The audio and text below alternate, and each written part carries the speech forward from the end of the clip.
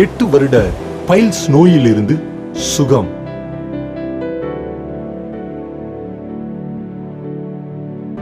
எப்படியாவது எனக்கு விடுதலை கிடைக்கும். உங்க சமூகத்தில் வந்திருக்கேன் விடுதலை கிடைக்கணும். நான் எத்தனையோ இடத்துக்கு போயிட்டேன், இனிமேல் எனக்கு நம்பிக்கை இல்லை அப்படின்னு தான் வந்தேன். பாஸ்ட் வந்து உங்களுக்கு கண்டிப்பாக விடுதலை கிடைக்கும், நீங்கள் சிக்கன் இன்னைக்கே சாப்பிடுங்க அப்படின்னாங்க.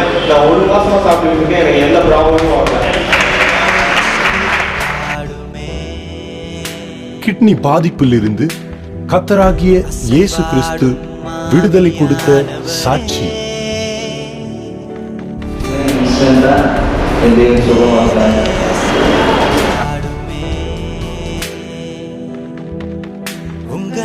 பிறவி ஊமை செவிடர்களுக்கு விடுதலை.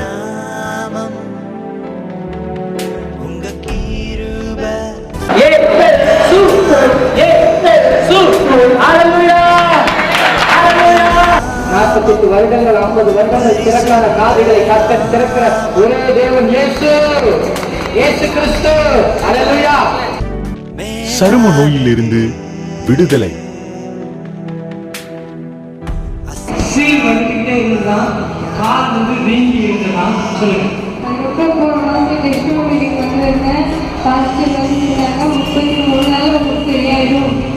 நாங்கள் அந்த வீடியோ வச்சிருக்கிறோம். 33 நாட்களிலே கேன்சர் நோயிலிருந்து சுகம் கொடுத்தார் கர்த்தராகிய இயேசு கிறிஸ்து.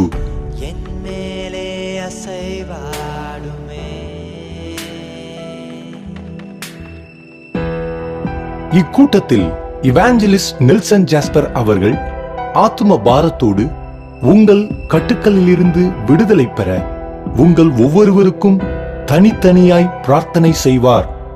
நீங்களும் இக்கூட்டத்தில் பங்கு பெற்று விடுதலை பெற வேண்டுமா? இயேசு உங்களை அழைக்கிறார்.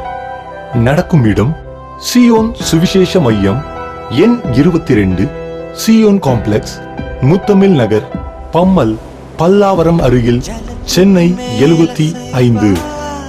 மேலும் விவரங்களுக்கு எங்களை தொடர்பு கொள்ளும் அலைபேசி எண் 9629706724. விடுதலை பெற்ற அநேகருடைய சாட்சிகளை பார்க்க எங்கள் யூடியூப் அபிஷியல் சேனலை சப்ஸ்கிரைப் செய்யுங்கள். எங்கள் யூடியூப் சேனலின் முகவரி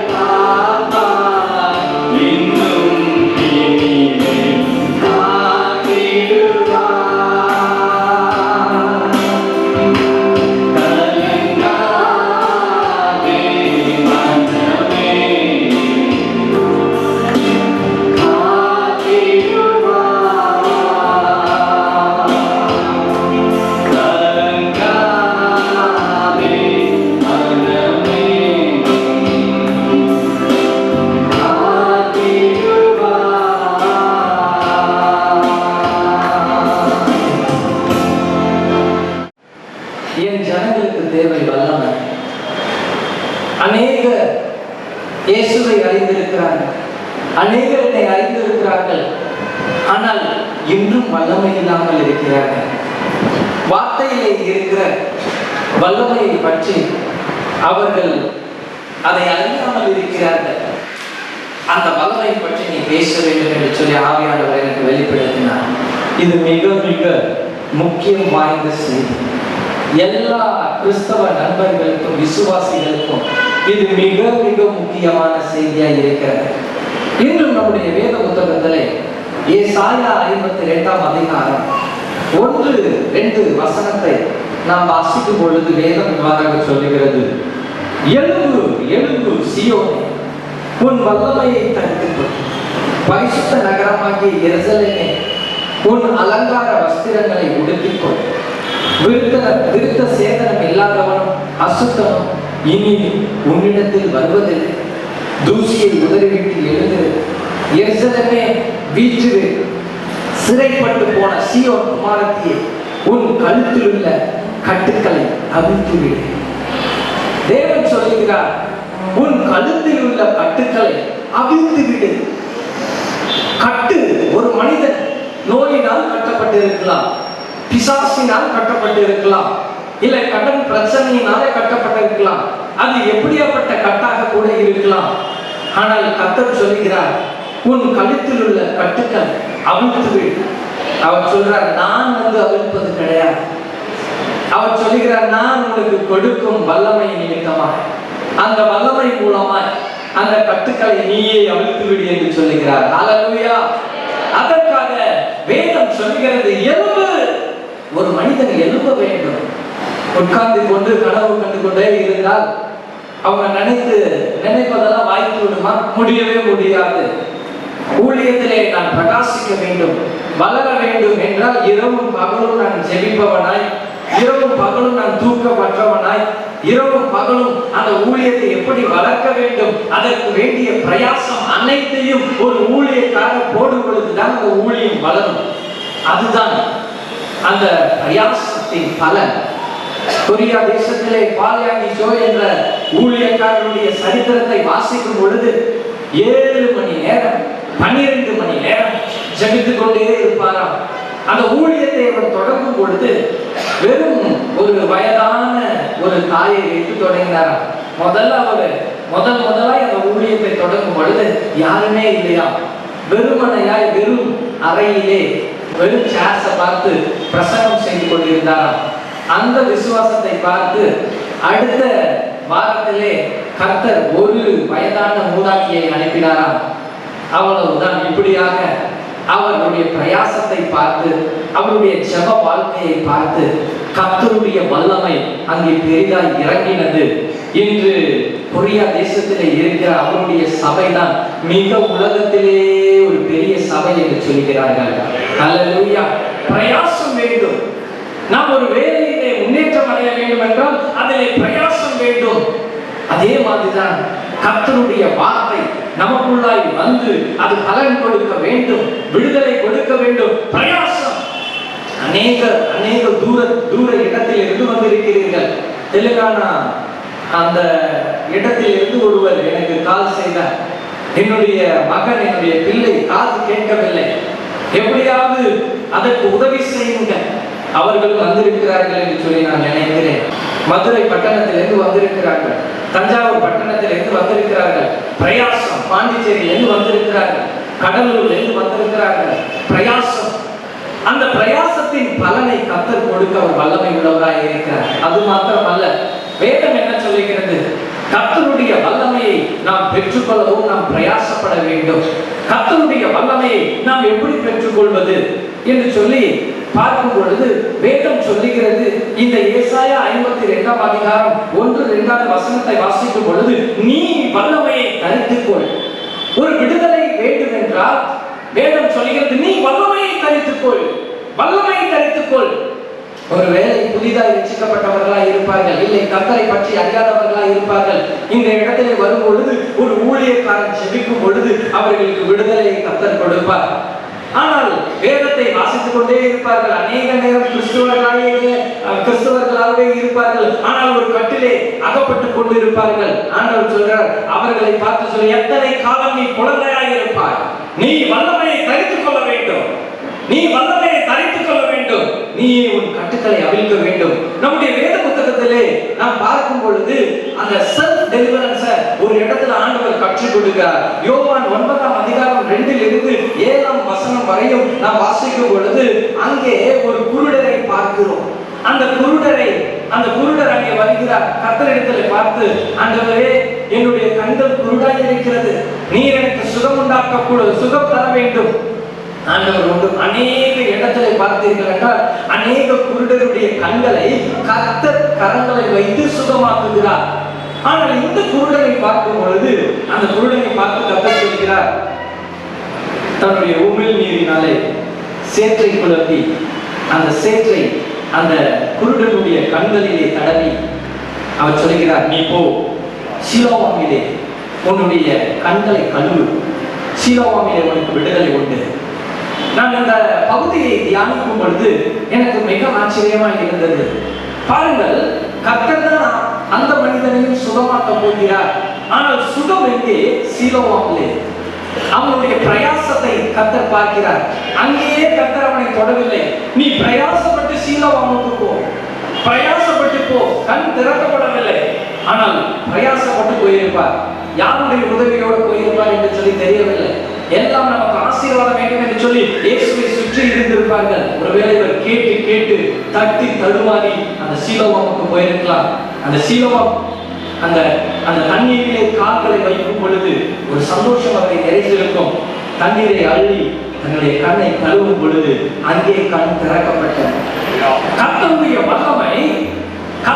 வல்லமை எங்கெங்கெல்லாம் வெளிப்படும் என்று சொல்லி பார்த்தீர்களா? சீலோவாமிலே வெளிப்படும். ஒருவேளை இந்த யெகோவா விடுதலை பெருவிழா ஒரு சீலோவாமாய் இருக்கும். அங்கே கர்த்தர் உங்களை குணமாக்க அவர் வல்லமை உள்ளவராய் இருக்கிறார். கர்த்தர் உங்களை விடுதலை கொடுக்க அவர் வல்லமை உள்ளவராய் இருக்கிறார். இந்த வல்லமையை குறித்து நாம் பார்க்கும் பொழுது அநேக கிறிஸ்தவர்கள் சொல்வார்கள், என்கிட்ட பிரதர், நான் இவ்வளவு நேரம் செபிக்கிறேன், ஆனால் என்னுடைய இந்த காரியத்திலிருந்து ஒரு விடுதலை இல்லை. ஒரு வாலிபனை பார்த்தேன். ஒரு குறிப்பிட்ட கல்லூரிக்கு நான் சென்று அங்கே போதனம் செய்ய சென்றிருக்கும் பொழுது அந்த வாலிபன் அழுது கொண்டே அருகிலே நின்றார். நான் சொன்னேன், எதற்காக நான் செபிக்க வேண்டும் என்று சொல்லி. அவர் சொன்னார், நான் உங்களிடத்திலே தனிமையாய் பேச வேண்டும். நான் கேட்டேன், என்ன என்று சொல்லி கேட்கும் பொழுது அவர் சொன்னார், அண்ணன், நான் வேதத்தை வாசிக்கிறேன், நான் வார்த்தையை தியானிக்கிறேன், நான் செபிக்கிறேன், நான் அநேக இடத்திலே நான் பிரசங்கம் கூட செய்திருக்கிறேன், பாடலெல்லாம் பாடியிருக்கிறேன். ஆனால் தனிப்பட்ட ஒரு பாவம் என்னை வாட்டிக் கொண்டு இருக்கிறது. தனியாக ஒரு பாவம் என்னை வாட்டிக் கொண்டு இருக்கிறது. நான் கேட்டேன், என்ன என்று சொல்லி. அவன் சொன்னான், அண்ணன், நான் நல்லா இருப்பேன், திடீர்னு செல்போன் எடுக்கும் பொழுது நான் யூடியூப்ல சும்மா ஏதாவது பார்க்கணும் என்று சொல்லி போவேன். ஆனால் அங்கே புரோனோகிராபி என்ற அந்த நிர்வாண படங்களை பார்த்து அப்படியே என் மனம் கெட்டு போய்விடும், அப்படியே நான் வீணாய் போய்விடுவேன். அவ்வளவுதான். அதுக்கப்புறம் என் சப வாழ்க்கை அப்படியே மங்கி போயிடும், எனக்கு பலன் இல்லாமல் இருக்கும். நான் அந்த வாலிபனை பார்த்து சொன்னேன், வாலிபனே, நீ அந்த பாவத்தை மேற்கொள்வதற்கு நீ இன்னும் வல்லமையை பெற்றுக் கொள்ளவில்லை. அந்த பாவத்தை மேற்கொள்வதற்கு உனக்கு வல்லமை வேண்டும். இயேசு கிறிஸ்து உனக்குள்ளாய் வருவாரானால் முழு நிச்சயமாய் அந்த வல்லமையை உனக்கு கொடுப்பார். முற்றிலுமாய் அந்த கட்டுக்களில் இருந்து விடுதலையாக்கப்படுவார். லவ் ஆஃபர், விட்ச்கிராஃப்ட், இப்படிப்பட்ட கட்டுகள், அநேக கட்டுகள் இருக்கிறது. அந்த கட்டுக்களில் இருந்து எப்படி விடுதலை ஆவது? சிலர் சொல்வார்கள், எப்படி செபிக்கிறதுனே எனக்கு தெரியல பிரதர், நான் ஜெபம் பண்றேன், எப்படி செபிக்கிறதுனே தெரியல. இன்னைக்கு 2 விதமான காரியங்களை நாம் பார்க்க போகிறோம். 2 விதமான வல்லமையை குறித்து நாம் பார்க்க போகிறோம். 1 பிசாசின் வல்லமை, 2 கர்த்தருடைய வல்லமை. இந்த பிசாசின் வல்லமை எப்படிப்பட்டது? இந்த பிசாசின் வல்லமையை குறித்து நாம் தெரிந்து கொண்டால் மாத்திரம்தான் கர்த்தருடைய வல்லமை நம்மிடத்தில் எவ்வளவு இருக்கிறது, இந்த வல்லமையை பெற்று நாம் எப்படி பிசாசை மேற்கொள்ள முடியும் என்பதை நாம் தெரிந்து கொள்ள வேண்டும். அல்லேலூயா. அப்ப பிசாசின் வல்லமையை குறித்து வேத புத்தகத்தில் வெளிப்படுத்தின விசேஷம் 12ஆம் அதிகாரம் 9ஆம் வசனத்தை வாசிக்கும் பொழுது இந்த பிசாசை குறித்து அவன் மோசம் போக்கும் வலுசற்பம் என்று சொல்லி வேதம் சொல்லுகிறது. உலகம் அனைத்தையும் மோசம் போக்குகிற பிசாசு என்றும் சாத்தான் என்றும் சொல்லப்பட்ட பழைய பாம்பாகிய பெரிய வலுசற்பம் மோசம் போக்குறதிலே அவன் பலசாலி.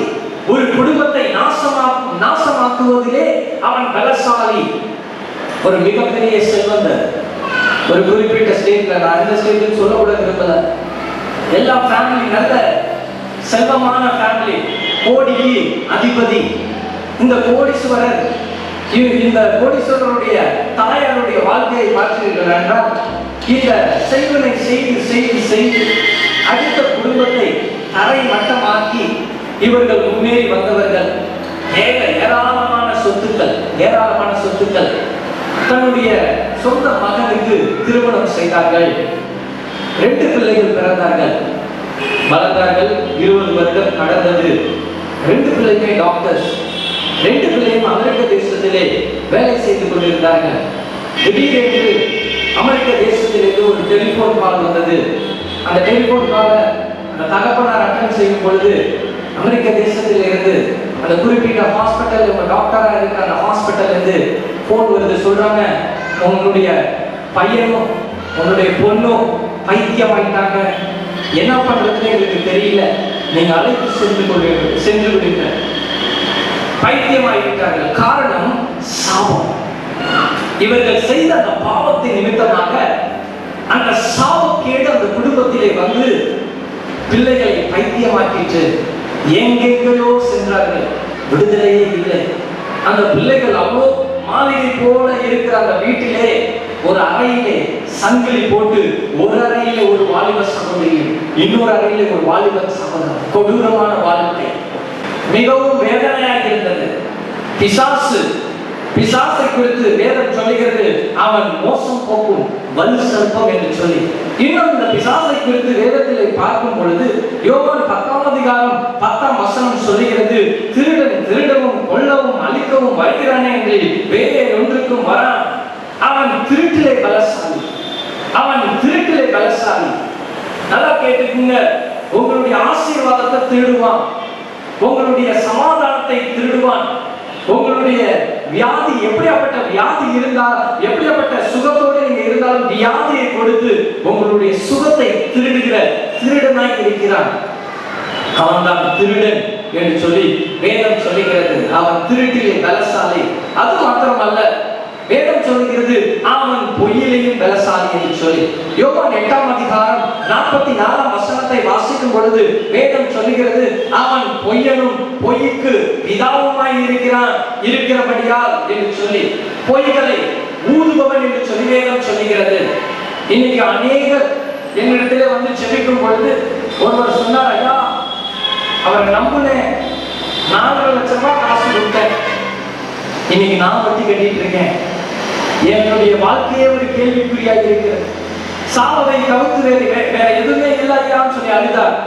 பாருங்க, ஒரு மனிதன் மூலமாய் பொய்யை விதைத்து பொய்யை அவன் பொய்ய சொல்ல வைக்கிறான். இப்படி பிசாசு வகை, வேதம் சொல்லுகிறது வகை வகையாய் அவன் எதிலே பலசாலி என்று சொல்லி.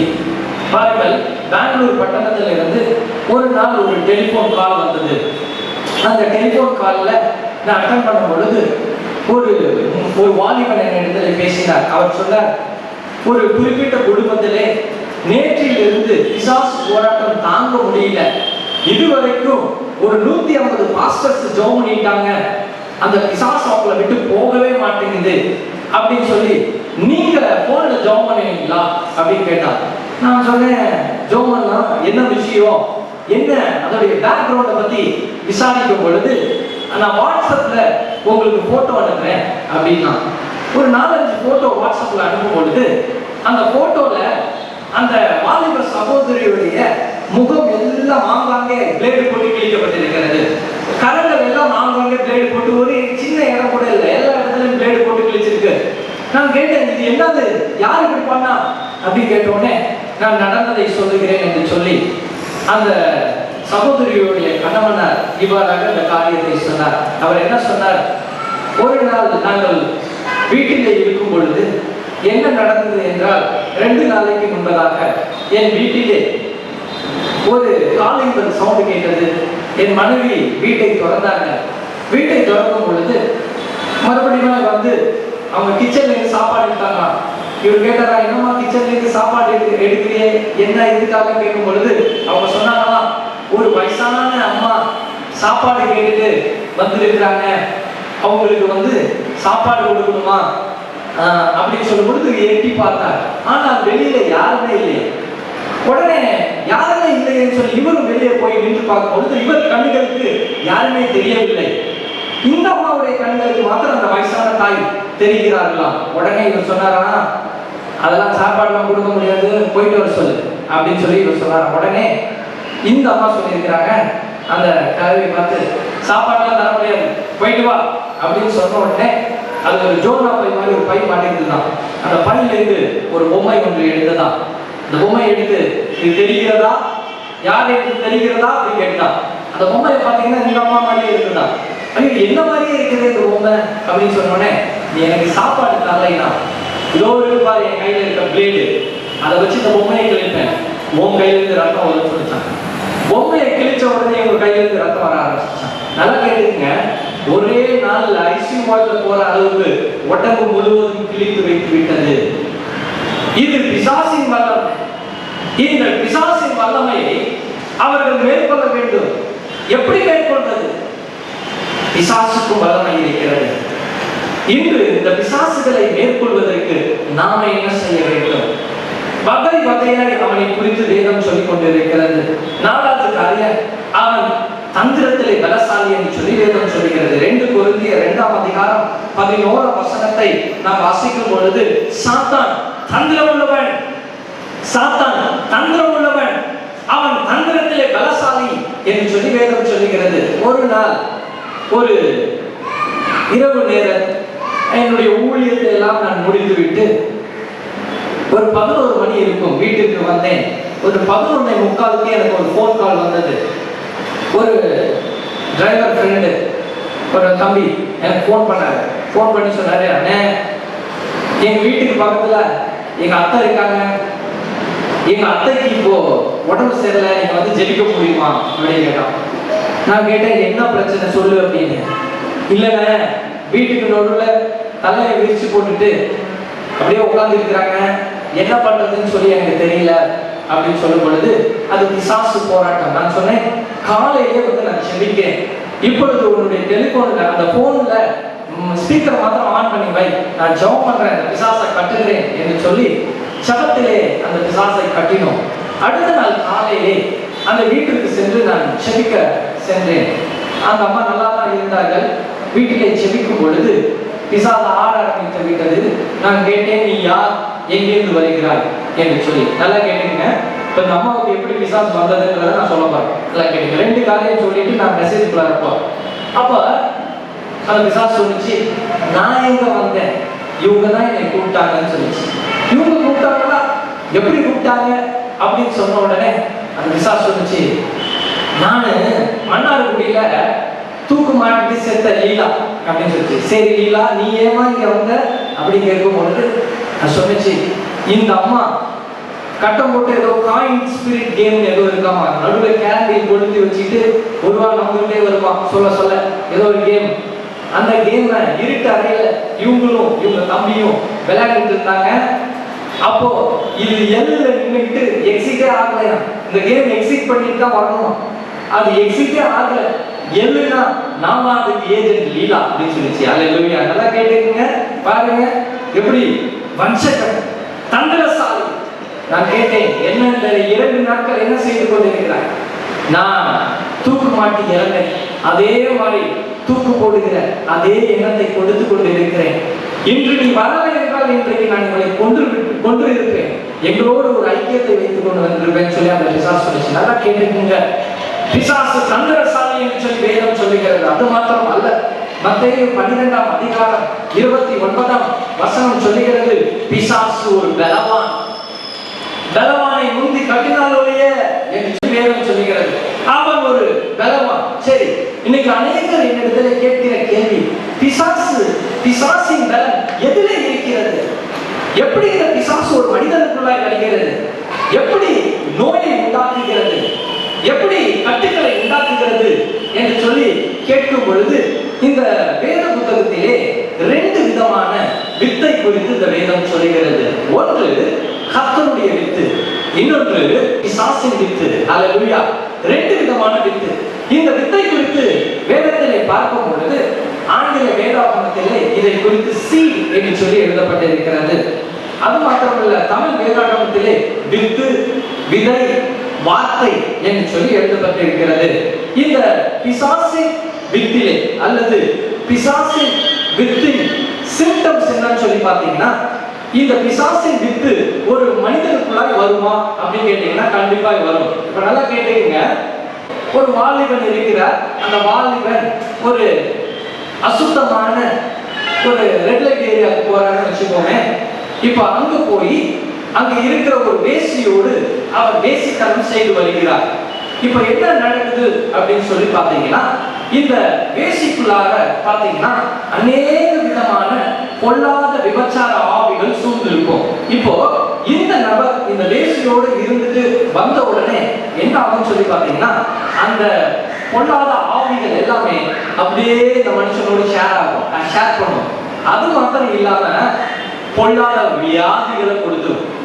ஸ்கின் டிசீஸ், இன்னும் ஏராளமான வியாதிகளை கொடுத்து அவனை படுக்க வச்சிடும்.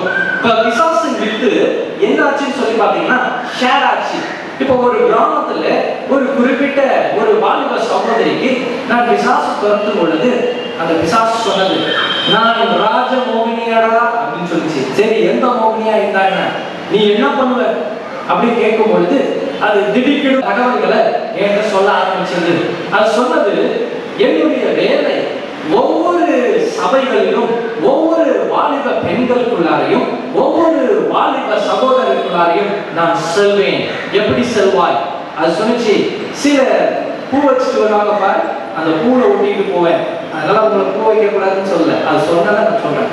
அப்போ பூ வச்சுட்டு வரல, அதை ஒட்டிட்டு போவேன். நான் அது பிரதானமாய் சொன்ன ஒரு காரியம், நான் சர்ப்பத்தின் வித்தினாலே ஒரு மனிதனுக்குள்ளாய் இருப்பேன் என்று சொல்லி அந்த பொல்லாத ஆவி சொன்னது. நான் சொன்னேன், நான் கேட்டேன், எப்படி சர்ப்பத்தின் வித்தாய் ஒரு மனுஷனுடைய வயிற்றிலே இருப்பாய் என்று சொல்லி கேட்கும் பொழுது, அந்த வயிற்றிலே வித்தாய் நான் விதைக்கப்பட்டிருப்பேன். அப்ப இந்த பிசாசு சொல்லிச்சு, இந்த வித்தை மற்றவங்களுக்குள்ளார தொடர்புலே நான் பாஸ் பண்ணுவேன் அப்படின்னு சொல்லிச்சு. நான் கேட்டேன், எப்படி அதை செய்வாய் என்று சொல்லி கேட்கும் பொழுது, நல்லா கேட்டுக்குங்க, அந்த ராஜமோகினி என்ற அந்த கேட்டகரி ஈவில் ஸ்பிரிட் சொல்லிச்சு, நான் ஒரு நபரை கண்ணால் பார்க்கும் பொழுதே என்னுடைய கண் மற்ற விழிகளோடு பார்க்கும் பொழுதே அந்த வாலிபனுக்குள்ளாய் இச்சையை நான் பதிப்பேன். 1. 2, என்னுடைய கண்களின் மூலமாய் செயல்கள், என் கண்களின் மூலமாய் செயல்கள். சில பேர் சொல்லுவாங்க, கண்ணை வித்தியாசமா அடிச்சு காமிப்பாங்க. நல்லா கேட்டுக்கங்க, இப்படி வித்தியாசமா அடிச்சு காமிக்குது அப்படின்னா அது ராஜமோகினி, இது ஒரு ஈவில் ஸ்பிரிட். இதை சாதாரணமாக நாம் எடுத்துக்கொள்ள கூடாது.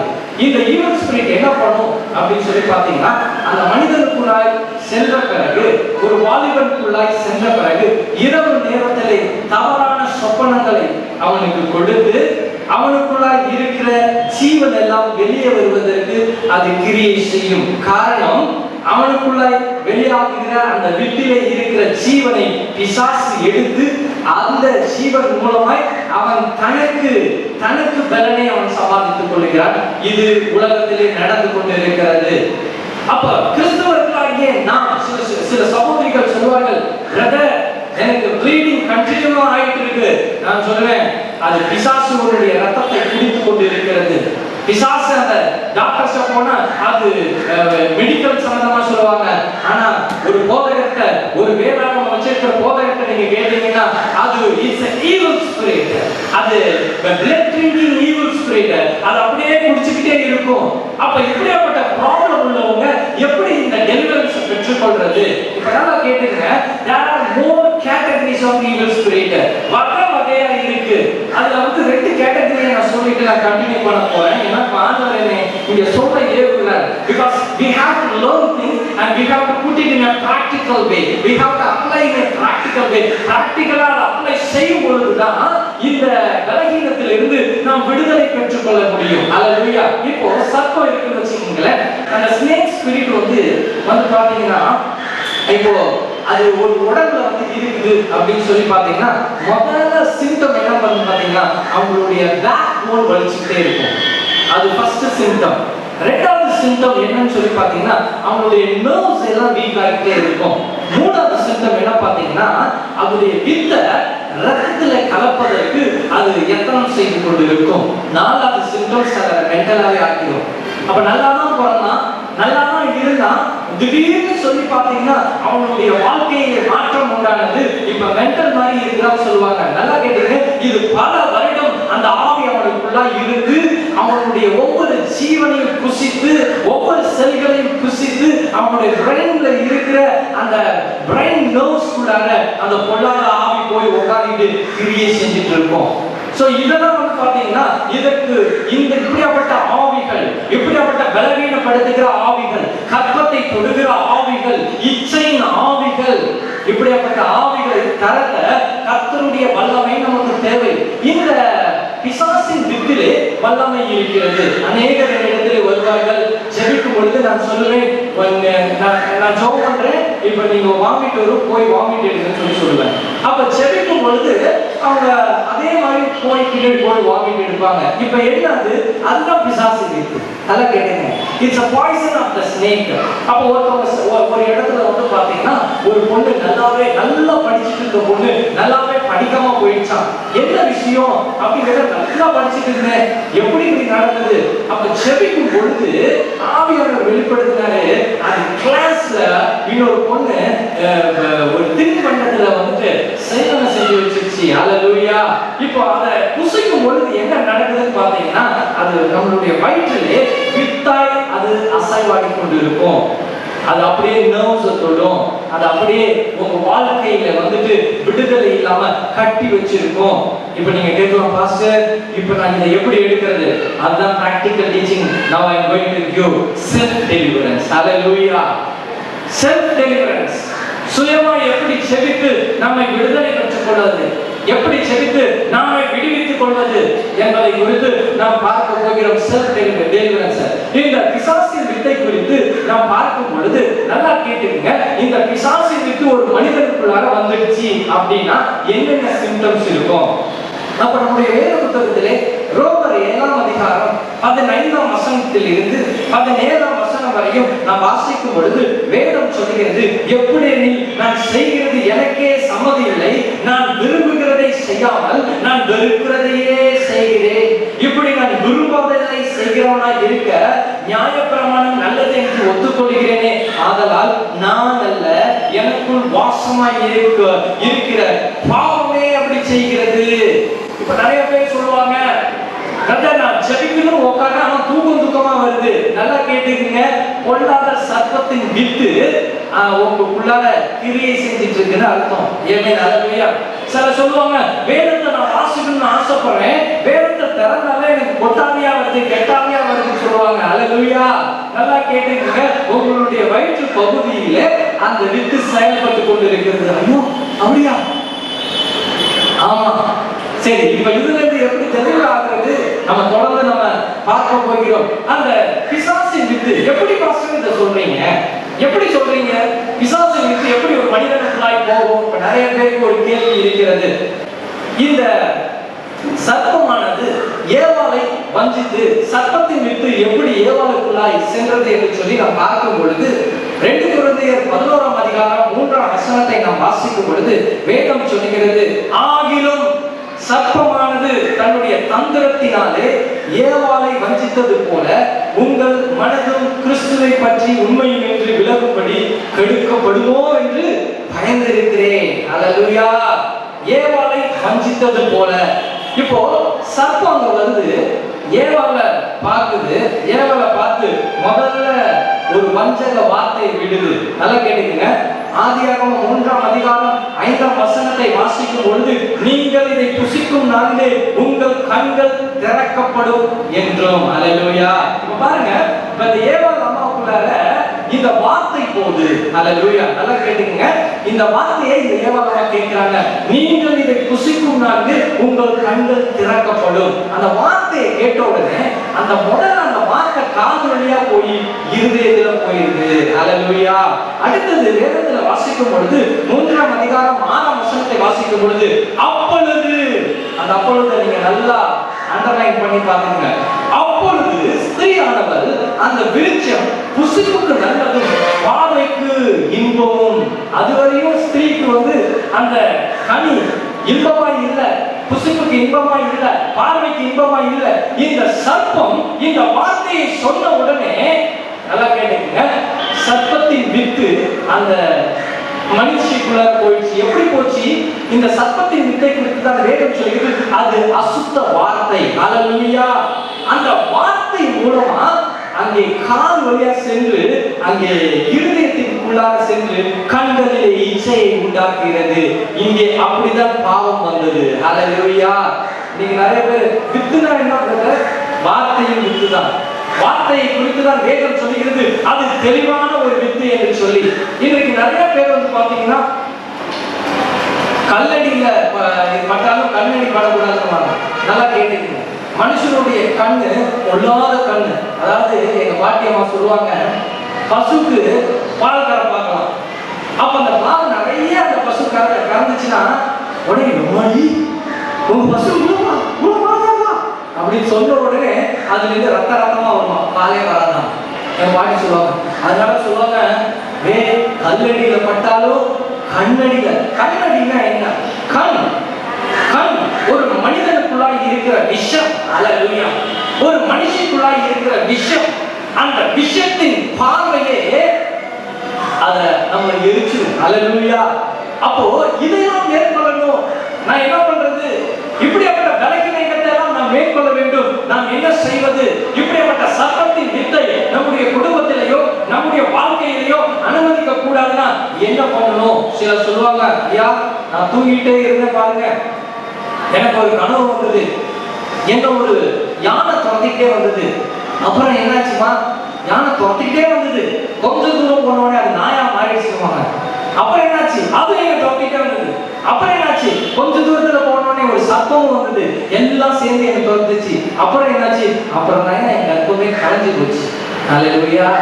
பாருங்க, சொப்பனத்தின் மூலமா பிசாசு கிரியை செய்வார். ஒரு முறை என்ன நடந்ததுன்னு சொல்லி பார்த்தீங்களா? திண்டிவனத்துல ஒரு பிரேயர் மீட்டிங். அந்த பிரேயர் மீட்டிங்க்கு என்ன கூப்பிட்டுருக்காங்க. அப்ப நாங்க போகும் பொழுது அந்த பிரேயர் மீட்டிங்ல பெரிய வயிறோட ஒரு அம்மா வந்திருக்காங்க. பெரிய வயிறு. நான் நினைச்ச பிள்ளைங்க சொல்ல இருக்கேன். அந்த அம்மா சொன்னாங்க, ஐயா எப்ப இந்த பௌர்ணமி அமாவாசை வந்துச்சுன்னா என் வயிறு புஷ்ஷு நீங்குது. அதுக்கப்புறம் பாத்தீங்கன்னா ஐயா அது ஒரு கண்டினியூவா ஒரு 4-5 மாசம் வீங்கின ஸ்டேஜ்ல அப்படியே நிக்குது, அது குறைய மாட்டேங்குது, என்னன்னே தெரியலன்னு சொன்னாங்க. நான் சொன்னேன், உங்க வயிற்றுல சர்ப்பத்தின் வித்து இருக்குது அப்படின்னு சொன்னோடனே முதல்ல அந்த வயிற்றுக்கு நேரம் உங்களுடைய கரங்களை வயிற்று மேல வைங்கன்னு சொன்னேன். வைத்தார்கள். அவங்க கையின் மேல கையை வச்சு நான் செவிக்க ஆரம்பிச்சேன். நல்லா கேட்டுக்குங்க. அப்படியே பலூன்ல இருந்து காத்து போற மாதிரி அந்த வயிறு அப்படியே சின்னதாச்சு. அவங்க அந்த அம்மாவுக்குள்ள இருந்து பிசாசு வெளிப்பட்டு டிஸ்டர்ப் பண்ற நீ. அல்லேலூயா. அப்ப அந்த பிசாசை துரத்தனோடனே அந்த அம்மா சுகமாயிட்டாங்க. நல்லா கேட்டுங்க. சரியா? இப்ப சுகமான பிறகு 1 மாதம் கடந்தது. மறுபடியும் அந்த மாஸ்டர் எனக்கு போன் பண்ணாரு, ஐயா இந்த மாசமும் நீங்க மீட்டிங்க்கு வாங்க அப்படின்னு சொன்னோடனே சரி நான் ஃப்ரீயா இருந்தாலும் சரி அந்த மாசமும் நான் மீட்டிங்க்கு போறேன்னு சொன்னா மறுபடியும் அந்த அம்மா பாத்தீங்கன்னா வயிறு வீங்கி போய் வந்து நின்னாங்க. என்னடா இது, லாஸ்ட் மந்த் தானே இந்த அம்மாவுக்கு ஜோம் பண்ணேன், அப்ப சரியாச்சுல, இப்ப மறுபடியும் எப்படி வயிறு வீங்கி இருக்கு. சரி, இதுக்கு நடுவுல என்ன நடக்குதுன்னு சொல்லி பாத்தீங்கன்னா, இந்த கூட்டத்துக்கு கிளம்புறதுக்கு 3 நாளைக்கு முன்னாடி என் வீட்டுல நான் ஜோம் பண்ணிட்டு இருக்கும் போது பரிசுத்த ஆவியானவர் ஒரு காரியத்தை எனக்கு ஏவினார். சொன்னாரு, ஏய் தம்பி, நீ இன்னும் நிறைய செடி உன் வீட்டு ஏசிய பிசாசு எரிக்கிறதுக்கு எத்தனை செஞ்சுட்டு இருக்கான், அதனால கொஞ்சம் ஜாக்கிரதையா கட்டி செடி. உடனே நான் ஜப அறையில ஜோம் பண்ணி முடிச்சுட்டு என் மனைவியை வந்து பார்த்தேன். ஏம்மா இந்த மாதிரி எனக்கு வெளிப்பாடு வருது. உடனே அவங்க சொன்னாங்க, எனக்கும் எனக்கும் எனக்கும் எனக்கும் அந்த மாதிரி வந்தது அப்படின்னாங்க. பதறாங்க. சரி பதறாத, இப்ப ஜோம் பண்ணலாம் அப்படின்னு சொல்லிட்டு நாங்க ஜோம் கட்டி தெளிச்சாச்சு. 3 நாள் போச்சு பாருங்க. 3 நாள் போன பிறகு இந்த மீட்டிங்க்கு நான் போனேன். இந்த மீட்டிங்க்கு நான் போன உடனே அந்த அம்மா வயிறு நீங்க வந்தாங்க பாருங்க, அவங்க தலையில கையை வச்ச உடனே ஏய் கையடா நான் பாய் வந்திருக்கேன்னு சொல்லிச்சு. நீ என்ன பாயின்னு சொல்லி கேட்ட உடனே சொல்லிச்சு, நான் சுடுகாட்டுல இந்த முகலைக்காக நான் வியாதியை உண்டு பண்றதுக்கு நான் வந்து ஒவ்வொரு அமாவாசை பௌர்ணமியும் நான் ஏறி விட்டுட்டு இருக்கேன், நீ டிஸ்டர்ப் பண்ணிட்டு இருக்க. இன்னைக்கு காலையில உன் கார் சுக்குநூறு ஆக்குறதுக்கு உன் ஸ்டேரிங்க பிடிக்கிறதுக்கு எங்க ஆள் அனுப்பிச்சேன், பிடிச்ச உடனே ஆனா எரிஞ்சு போயிட்டாங்க, நாங்க தோத்துட்டோம், நாங்க போறோம் அப்படின்னு சொல்லிச்சு. நல்லா கேட்டுங்க, அன்னைக்கு காலையில 3 மணிக்கு நான் என் வீட்டுல படுத்திருக்கிறேன். எனக்கு ஒரு சொப்பனம் வந்தது. அந்த சொப்பனத்துல ஒரு அம்மா ஒரு சிகப்பு கலர் சாரி கட்டிட்டு, ஒரு மஞ்சள் கலர் சாரி கட்டிட்டு, அந்த சொப்பனத்துல ஒரு பெரிய ஒரு வால் ஒண்ணு எடுத்துட்டு வந்து உன்னை நான் சும்மா விட மாட்டேன்னு சொல்லி குத்துற மாதிரி வருது. அந்த சொப்பனத்துல வந்து பாத்தீங்கன்னா அந்த வால் இவ்வளவு தூரம் வந்த உடனே அந்த பேப்பர் மாதிரி சொல்லுது. உடனே அதை தூக்கி போட்டுட்டு மறுபடியும் ஒரு கடப்பாரை எடுத்துட்டு வருது எனக்கு குத்துறதுக்கு. அப்ப கடப்பாரை கொண்டு வந்து எனக்கு குத்துறதுக்கு வந்தா அதுவும் பேப்பர் மாதிரி சொல்லிச்சு. உடனே அந்த பிசாசு சொல்லிச்சு, நான் தோத்து போயிட்டேன், உன்கிட்ட தோத்து போயிட்டேன் அப்படின்னு சொல்லி வச்சு நான் சொப்பனம் தெரிஞ்சு எந்திரிச்சு உட்காந்தேன். இப்ப நல்லா கேட்டுக்கங்க, இப்ப இந்த அம்மாவுக்கு நான் துரத்திட்டு இருக்க பாருங்க பிசாசு, இந்த சொப்பனத்தை அந்த பிசாசு சொல்லுது. நல்லா கேட்டுக்கங்க, எனக்கு வந்த சொப்பனம் என் மனைவிக்கு தெரியாது, என் பிள்ளைகளுக்கு தெரியாது, யாருக்கும் தெரியாது. இந்த பிசாசு சொல்லுது, காலையில உன் வீட்டை தொட முடியல, உன் ஏசியை எரிக்கிறதுக்கு 3 நாளைக்கு முன்னாடி வந்தேன், எரிக்க முடியல, காரணம் உன் வீடு சுற்றிலும் அக்னி இருந்தது, என்னால் ஒன்றும் செய்ய முடியவில்லை. ஆனால் உன்னுடைய சொப்பனத்துல நான் வந்தேன், இதுதான் உன் சொப்பனம். அந்த சொப்பனத்தை கேட்டோன்னு எனக்கு அதிர்ச்சி ஆயிடுச்சு. அப்போ என்னிடத்துல ஒரு கேள்விக்குறி, எப்படி இப்படியாப்பட்ட ஆவைகள் என் வீட்டை சுத்தி அக்கறை இருக்கு வர முடியல, ஆனா சொப்பனத்திற்குள்ளா எப்படி வந்தது என்று சொல்லி ஒரு பெரிய கேள்வி. அப்ப நாங்கள் ஜெயிச்சுட்டு ஆண்டவரை எப்படி இது சாத்தியம், இது என்ன என்று சொல்லி கேட்கும் பொழுது பரிசுத்த ஆவியானவர் ஒன்றை கற்றுக் கொடுத்தார். நீ உன்னுடைய ஆவி, உன்னுடைய ஆத்மா, உன்னுடைய சரீரம் எல்லாம் இயேசுவின் இரத்த கோட்டைக்குள்ளார நீ மறைத்து ஜெபிக்க வேண்டும். ஆவி மண்டலத்தில் இருக்கிற பொல்லாத சேனைகளோடு நீ யுத்தம் செய்வதற்கு உன்னுடைய ஆவி மண்டலங்கள் கூட இயேசுவின் இரத்தத்தினாலே கழுவப்பட்டு இருக்க வேண்டும். அல்லேலூயா. கரங்களை தட்டி ஆண்டவருக்கு ஒரு மகிமை செலுத்துவோம். நல்லா கேட்குங்க. இன்னைக்கு நான் உங்களுக்கு ஏன் சொல்றேன் அப்படின்னா, நிறைய பேர் சொல்றீங்க எனக்கு கெட்ட சொப்பனம் வருது, எனக்கு கெட்ட எண்ணங்கள் வருது. உன்னுடைய ஆவி மண்டலத்தை எப்பொழுதும் இயேசுவின் இரத்த கோட்டைக்குள்ளார நீங்கள் ஒப்பு கொடுத்து கொண்டே இருக்க வேண்டும். அல்லேலூயா. அப்ப சொப்பனத்தின் மூலமாய் சில வஞ்சக ஆவிகள் கிரியை செய்து கொண்டிருக்கிறது. சரி, இந்த பிசாசின் வித்து ஒரு மனிதனுக்குள் சென்ற பிறகு என்ன நடக்கும் அப்படின்னு சொல்லி பாத்தீங்கன்னா, பல காரியங்கள் அவன் செய்வான். உங்களுடைய வாழ்க்கையிலே தோல்வி, உங்களுடைய வாழ்க்கையிலே வியாதி, உங்களுடைய வாழ்க்கையிலே வறுமை, எதை தொட்டாலும் தொடங்க மாட்டேன்னு சொல்வீங்க, எதை பண்ணாலும் அது நடக்க மாட்டேன்னு சொல்வீங்க. இதெல்லாம் பிசாசின் வித்து கிரியை செய்கிறது. அப்ப இந்த பிசாசின் கிரியைகளை நாம் அபத்தமாக்க, இந்த பிசாசின் வித்தை நாம் அபத்தமாக்க நாம் என்ன செய்ய வேண்டும்? இது ஒரு முக்கியமான பகுதி. நல்லா கேட்டுக்குங்க. இன்னையிலிருந்து நீங்க அப்படிதான் ஜெபிக்க போறீங்க, இப்பையிலிருந்து நீங்க அப்படிதான் ஜெபிக்க போறீங்க. ஆண்டவர் உங்களுக்கு ஒரு பெரிய பலனை கொடுக்க போகிறார். அப்ப முதலாவது இயேசு கிறிஸ்துவின் இரத்தத்தை நாம் முக்கியத்துவப்படுத்த வேண்டும். ஹல்லேலூயா. இயேசு கிறிஸ்துவின் இரத்தம், இயேசு கிறிஸ்துவின் இரத்தம். இந்த இரத்தத்தை முக்கியப்படுத்தும் பொழுது வேதம் சொல்கிறது, ஏசாயா 53ஆம் அதிகாரம் 4-5ஆம் வசனம், எபிரேயர் 9ஆம் அதிகாரம் 11ஆம் வசனம், எபேசியர் 1ஆம் அதிகாரம் 7ஆம் வசனம். இந்த வசனங்களை நாம் வாசித்து பார்க்கும் பொழுது முதலாவது வேதம் சொல்லுகிறது, ஒரு மனுஷனை கர்த்தருடைய ஆவியானவர் தொட்டு விடுதலையாக்க வேண்டுமா? ஒரு மனுஷனுக்கு பூரண விடுதலை வேண்டுமா? வேதம் சொல்கிறது, இயேசு கிறிஸ்துவின் இரத்தத்தினால் நாம் கழுவப்பட வேண்டும். இயேசு கிறிஸ்துவின் இரத்தத்தினால். இங்க வந்து ஜெபிக்கும் பொழுது நான் முதல்ல தண்ணி எடுத்துக்கிறேன், தண்ணியை இயேசுவின் இரத்தமா மாற்றுங்க. கலர் உங்க கண்ணுக்கு தெரியாது, ஆனா பிசாசுக்கு கண்ணுக்கு தெரியாது. இயேசுவின் இரத்தமா மாறிடுச்சுன்னு சொல்லி அதை குடிக்கும் பொழுதே கர்த்தர் விடுதலை கொடுப்பார். ஹல்லேலூயா. நேற்றைய தினத்துல டிவி நிகழ்ச்சியை பார்த்து ஒருவர் இந்த தண்ணீரை குடித்தார். அவ்வளவுதான், கேரளா பகுதியில் இருந்து குடித்தார்கள். அவ்வளவுதான், அவங்க வயிற்றில் இருந்து ஏதோ கருப்பா உருண்டையா வந்து விழுந்தது. அவ்வளவுதான், என்னுடைய கால்களும் என்னுடைய கைகளும் என்னுடைய முதுகு தண்டு எலும்புகளும் செயலற்று போய் இருந்த அந்த தண்டு எலும்புகள் எல்லாம் செயல்பட ஆரம்பித்து விட்டது என்று சொல்லி அவர்கள் சொன்னார்கள். ஹல்லேலூயா. இயேசுவின் இரத்தம் அதை சர்வ வல்லமை உள்ளது. ஹல்லேலூயா. சரி, இந்த இயேசுவின் இரத்தம் எப்படி இயேசுவின் இரத்தம் கிரியை செய்ய வேண்டும். அதை பின்பகுதியிலே நாம் பார்க்க போகிறோம். முதலாவது இயேசுவின் ரத்தத்தை நாம் முக்கியப்படுத்த வேண்டும். இரண்டாவது கிறிஸ்தவனுக்கு கர்த்தருடைய வல்லமையை பெற்றுக்கொண்டு உண்மையாய் கர்த்தருக்கு நம்ம நிற்க வேண்டும் என்றால் உபவாசத்தை முக்கியப்படுத்துங்க. யோவேல் 2ஆம் அதிகாரம் 12ஆம் வசனத்தை வாசிக்கும் பொழுது வேதம் சொல்கிறது, ஆதலால் நீங்கள் இப்பொழுதே உபவாசத்தோடும் அழுகையோடும் புலம்பலோடும் உங்கள் முழு இருதயத்தோடும் என்னிடத்தில் திரும்புங்கள். அல்லேலூயா.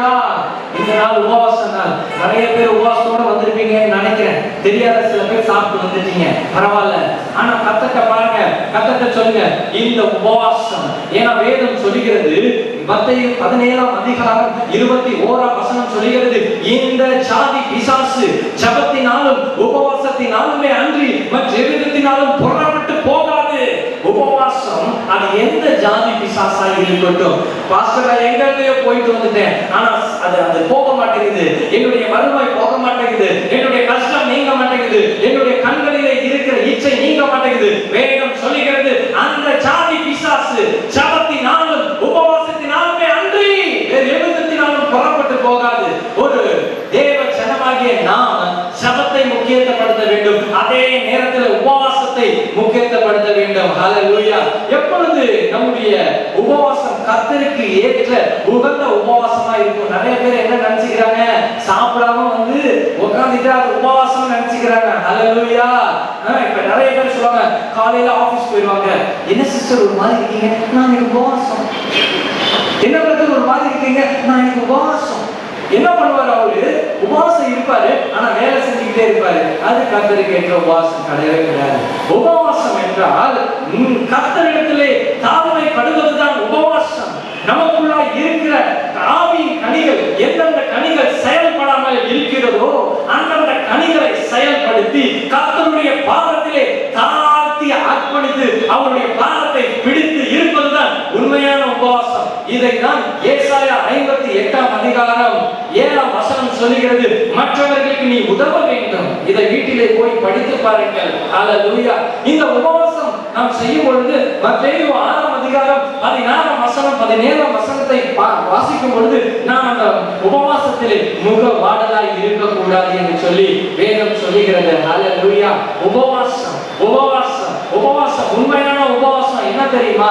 எல்லா பாவத்தையும் நிராகரித்து விட்டு உண்மையாய் பரிசுத்தமாய் ஆண்டவருடைய பாதத்தை பிடித்துக் கொண்டு உண்மையாய் அவருடைய வேதத்தை தியானித்து உண்மையாய் அவருடைய ஆவின் கனிகளை பெற்றவர்களாய் நாம் கரங்களை உயர்த்தி பரமண்டலங்களிலே இருக்கிற அந்த பரம பிதாவை நோக்கி ஜெபம் பண்ணும் பொழுது அந்த உபவாசம் ஜெயிக்கிற உபவாசமா இருக்கும். ஹல்லேலூயா.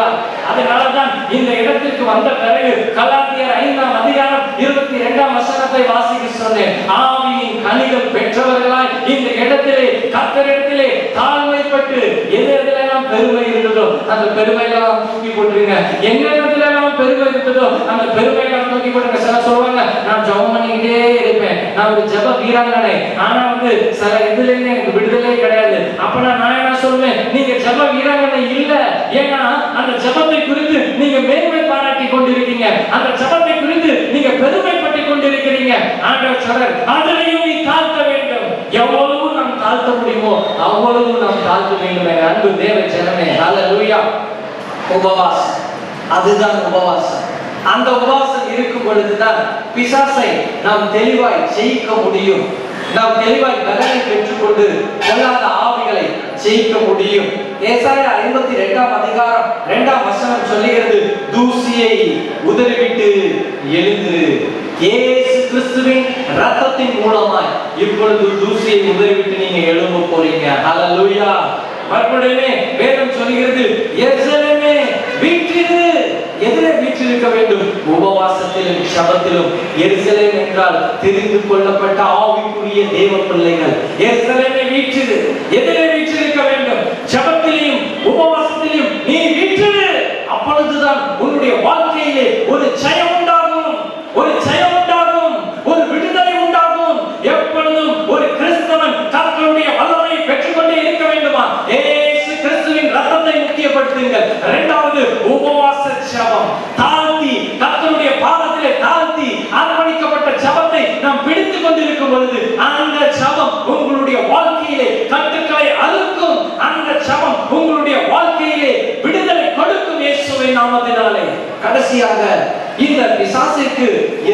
இருக்க வேண்டுமா? எப்பொழுதும் பிசாசை நோக்கி பார்த்து, வஞ்சக காரியங்களை நோக்கி பார்த்து நாம் பயப்படக்கூடாது. ஏனென்றால் யாக்கோபு 4ஆம் அதிகாரம் 7ஆம் வசனம் இவ்வாறாக சொல்லுகிறது, ஆகையால் தேவனுக்கு கீழ்ப்படிந்திருங்கள், பிசாசுக்கு எதிர்த்து நில்லுங்கள், அப்பொழுது அவன் உங்களை விட்டு ஓடி போவான். ஹல்லேலூயா. இன்னைக்கு எத்தனை பேர் எதிர்த்து நிற்க போறீங்க? ஹல்லேலூயா. பொல்லாத ஆவியை எதிர்க்கிற பலத்தை நீங்க பெற்றுக்கொள்ள வேண்டும். ஒரு அம்மா சொன்னாங்க, ஒரு அம்மா ஒரு இடத்துல செபிக்கிறதுக்காக வந்தாங்களாம். அவங்களுக்கு பார்க்கின்சன்ஸ் டிசீஸா, உடம்பெல்லாம் ஆடிட்டே இருக்கும். ஒரு பையனை அழைச்சிட்டு வந்திருக்காங்க, உடம்பெல்லாம் ஆடிட்டே இருக்கும். அந்த சபையில ஒரு தாய் என்ன பண்ணிட்டாங்க, ஓ என்னிடத்துல பலன் இருக்கிறது, நான் ஜெபித்துக் கொண்டே இருக்கிறேன், இப்போ இந்த பார்க்கின்சன்ஸ் ஆவியை நான் தரப்ப போறேன்னு சொல்லி இயேசுவின் நாமத்தினால் பார்க்கின்சன்ஸ் ஆவியை போன்னு சொல்லி தலையில கைய வச்சாங்க பாரு. அடுத்தது இந்த அம்மாக்கு பார்க்கின்சன்ஸ் ஆவி பிடிச்சி இது ஆட ஆரம்பிச்சிருச்சு. எது துரத்த முடியுதோ அது ஆட ஆரம்பிச்சிருச்சு. நல்லா கேட்டுக்கீங்க. இப்போ தேவனுடைய பலன் இல்லாம தேவனுடைய வல்லமையை சரியா நீ பெற்றுக்கொள்ளாமல் எதையும் செய்யக்கூடாது. ஹல்லேலூயா. ஒருவேளை முதல்ல உங்களை பாதுகாத்துக்கிறதுக்கு, உங்களுக்கு இருக்கிற வேதனையை நீக்கிறதுக்கு நீங்க முதல்ல பலன் பெற்றுக்கொள்ளுங்க. அதெல்லாம் போகும் பொழுதுதான் ஆண்டவர் சொல்றாரு, உன்னை இப்படி அழைச்சிருக்கேன், நீ இதை செய்யலாம் சொல்லும்போது நீங்க செய்யலாம். இல்லைன்னா எதுலயோ போய் சிக்கிக்கிட்டு நீங்க நிக்கும் பொழுது பாவமா இருக்கு, என்னடா ஆண்டவரே இப்படி பண்ணிட்டாங்களே, அப்புறம் மறுபடியும் நம்ம போராடி ஜெபிக்க வேண்டிய ஒரு சூழ்நிலை வருது. அப்ப நம்ம பலத்தை பெற்றுக்கொள்ள வேண்டும். சரியான வல்லமையை நாம் பெற்றுக்கொண்டுதான் நீங்க ஒவ்வொரு காரியத்தையும் செய்ய வேண்டும். அப்ப வல்லமையை தெரிந்து கொள்ள நாம என்ன செய்ய வேண்டும்? ஹல்லேலூயா. பக்கத்துல இருக்கவங்க கையை பிடிச்சு சொல்லுங்க, வல்லமையை தெரிந்து கொள்ள இப்ப சொல்ற பாயிண்ட்ஸை கவனமா கேளுங்கன்னு சொல்லி. ஆமா, முதல்ல வல்லமையை தெரிந்து கொள்வதற்கு வேதம் சொல்லுகிறது, 1 கொரிந்தியர் 10ஆம் அதிகாரம் 12ஆம் வசனம், இப்படி இருக்க தன்னை நிற்கிறேன் என்று எண்ணுகிறவன் விழாதபடிக்கு எச்சரிக்கையாய் இருக்க கடவுள். முதல்ல வல்லமையை தெரிந்து கொள்ள எச்சரிப்பு தேவை ஒரு மனிதனுக்கு. ஹல்லேலூயா. ஆல்வேஸ் எப்பொழுதும் எச்சரிக்கையா இருக்கணும், காஷனா இருக்கணும். ஹல்லேலூயா. எச்சரிக்கை, எப்பொழுதும் எச்சரிக்கையா இருக்கணும். ஒரு ஊழியக்காரன் நான் எங்க பார்த்தாலும் பிசாசு ஓடுது, அதெல்லாம் நல்லதுதான், திருப்பதாலும் பிசாசு ஓடுதுன்னு சொல்லி நான் வீட்டுல ஜெபிக்காம படுத்து தூங்கிட்டு இருந்தேன்னா என் மேல பரதநாட்டியம் ஆடுகிற பிசாசு. ஹல்லேலூயா. நல்லா கேட்டீங்க. இங்க நின்று நான் இத்தனை பேருக்கு ஜெபிக்க முடியாது. ஒரு ஊழியக்காரன் குறைந்தபட்சம் தேவனோடு இசைந்து கொண்டே இருக்க வேண்டும்.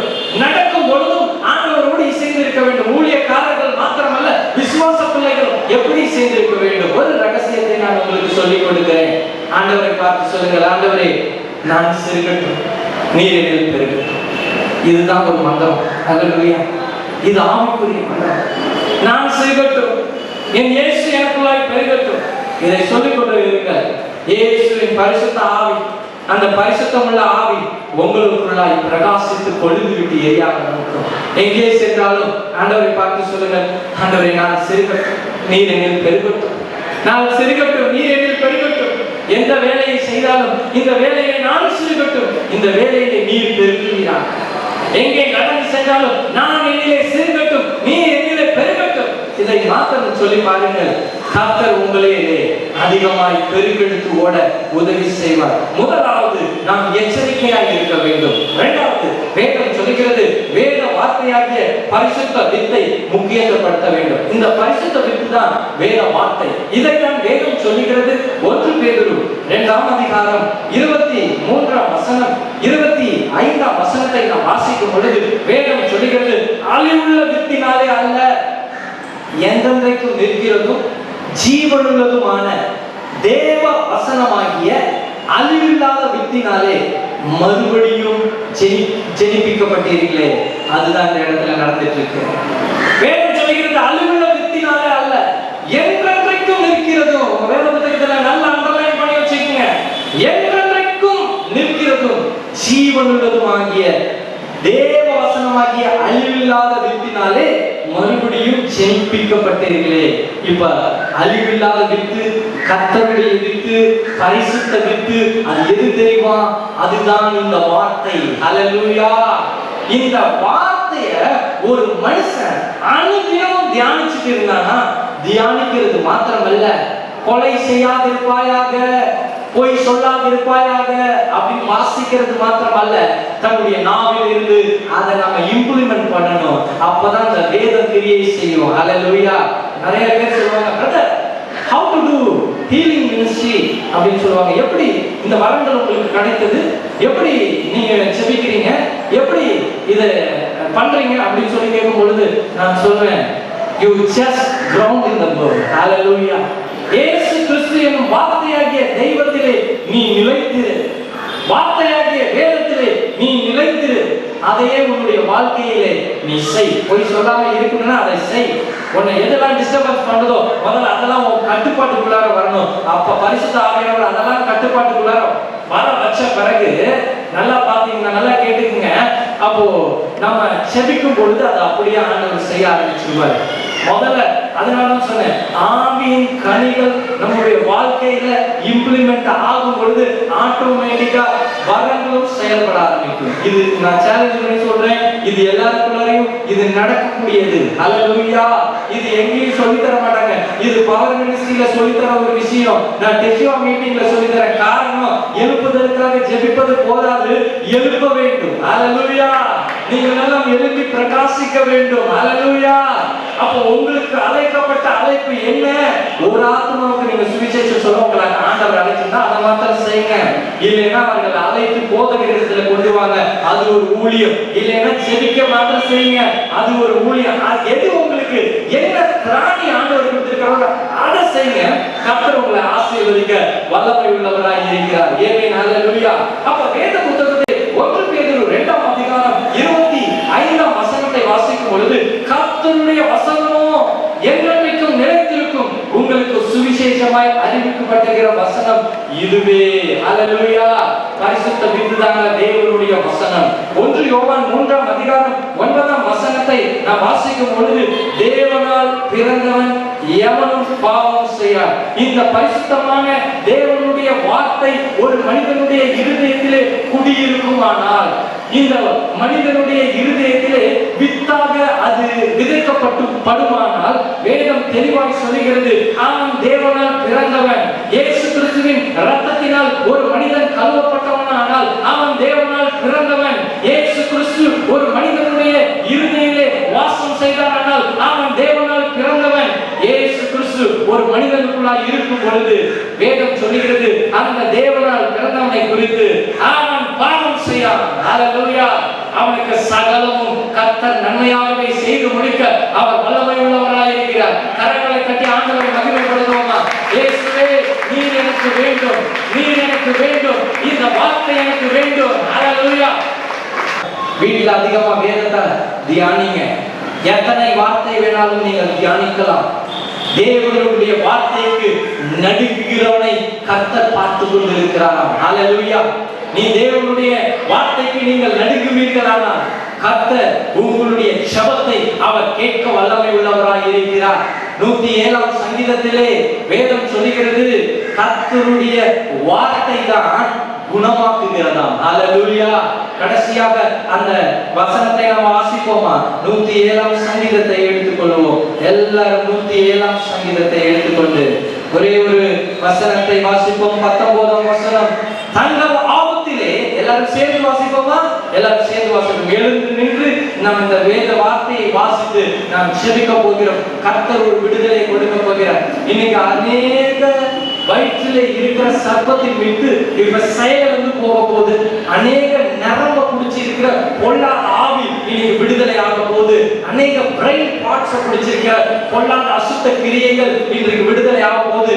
கர்ப்பத்தை பிடிச்சிருக்க ஆவி, கெட்ட செல்ஸை உண்டாக்கி கேன்சரை உண்டாக்கின ஆவி இப்ப போக போகுது. காரணம், வேதம் சொல்லுகிறது, பரிசுத்த வித்து அதை தரித்திருக்க போகிறது. வேதத்திலே நாம் வாசிப்போம். 107ஆம் சங்கீதம் 19வது வசனம் 20வது வசனத்தை சேர்ந்து வாசிப்போம். தங்கள் ஆபத்திலே கர்த்தரை நோக்கி கூப்பிடுகிறார்கள், அவர்கள் இக்கட்டுகளுக்கு அவர்களை நீங்களாக்கி ரட்சிக்கிறார். அவர் தமது வசனத்தை அனுப்பி அவர்களை குணமாக்கி அவர்களை அழிவுக்கு தப்புவிக்கிறார். என் தேவ ஜனமே, இதைதான் ஆண்டவர் இன்னைக்கு செய்ய போகிறார். இதைதான் நீங்க உங்களுடைய வாழ்க்கையில செய்ய போறாரு. எல்லாரும் இந்த வசனத்துக்கு மேல கையை வச்சு சொல்லுங்க, உங்களுக்கு என்ன வியாதி இருக்குதோ உங்க வார்த்தையினாலே குணமாக்குங்க. இன்னைக்கு ஒப்பு கொடுங்க. எத்தனை அதிகாரம் நீங்க வேதத்துல வாசிக்க போறீங்க, எவ்வளவு நேரம்